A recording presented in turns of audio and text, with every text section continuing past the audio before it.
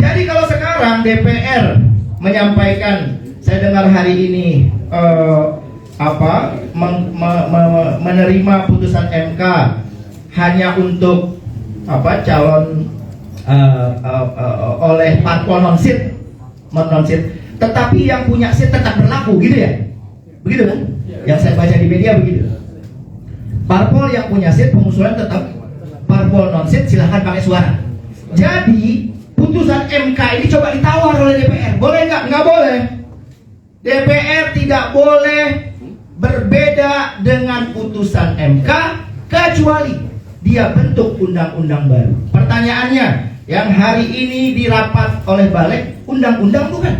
Bukan. Yang hari ini dibahas adalah kesepakatan politik.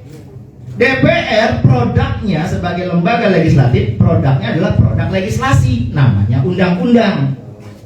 Putusan MK setara dengan undang-undang. Saya ulangi, putusan MK kedudukannya setara dengan undang-undang. Maka kalau di bawah undang-undang nggak bisa membatalkan, mengatur berbeda dari yang dibuat oleh MK. Sekarang keputusan Balik boleh nggak bertentangan dengan putusan MK? Ya nggak boleh.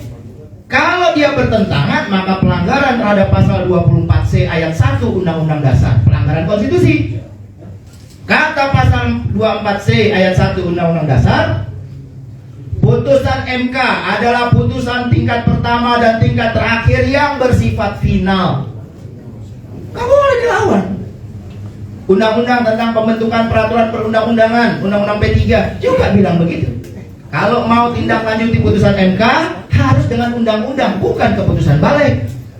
Jadi keputusan Balik bukan produk legislasi. Produk legislasi namanya undang-undang. Kalau mau diubah putusan MK-nya mau mengatur berbeda, maka dia bikin undang-undang. Tapi undang-undang itu kalau berbeda bisa diuji lagi ke MK. Contohnya apa? Ketentuan pasal 40 ayat 3 yang membatasi parpol non-sit untuk mengajukan pasangan calon. Itu dulu diatur di undang-undang.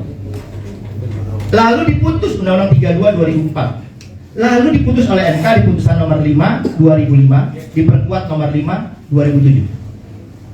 Ketika diputus oleh MK di putusan itu, maka pilkada 2005, 2006, 2007, 2008, 2009, 2010, 2011, 2013 semuanya parpol sit, non sit boleh ikut pilkada. Lalu DPR bandel, dia bikin lagi undang-undang nomor 1 2015. Dia muat lagi, dia larang lagi. Itu contohnya. Kalau mau berbeda sama putusan MK hari ini, bikin undang-undang, silahkan. Kalau mau berbeda dengan MK, kita uji lagi nanti. Tapi harus undang-undang, bukan produk yang namanya keputusan Balik. Nggak dikenal keputusan Balik itu. Itu pertama.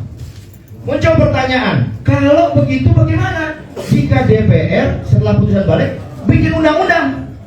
Kan kata Bang Said boleh tuh dia bikin undang-undang. Pertanyaannya, undang-undang mana sepanjang Republik ini berdiri yang bisa dia golkan dalam hitungan hari besok? Kan itu tinggal hitungan hari, berapa hari lagi? Sekarang berapa? 21, 22, 23, 24, 25, 26, 27, 6 hari. 26, 5 hari. 27 udah masuk pendaftaran. 5 hari bikin undang-undang nggak ada di seluruh penjuru dunia. Kenapa? Karena syarat membuat undang-undang sudah diatur di Undang-Undang P3. Undang-undang tentang pembentukan peraturan perundang-undangan. Ada proses perencanaan sekian lama. Siapa pengusulnya? Presiden. Kalau presiden, mana surpresnya? Kalau dari DPR, mana keputusan untuk menetapkannya? Lalu kemudian pembahasan Balik, karena ini undang-undang politik melibatkan Komisi 2, melibatkan Komisi 3. Lalu kemudian draftnya nanti diharmonisasi dan sebagainya. Ada rangkaian proses panjang dalam pembentukan undang-undang. Lah, nggak bisa 5 hari. Lalu saya dengar lagi, besok mau langsung paripurna. Nah, ini problemnya.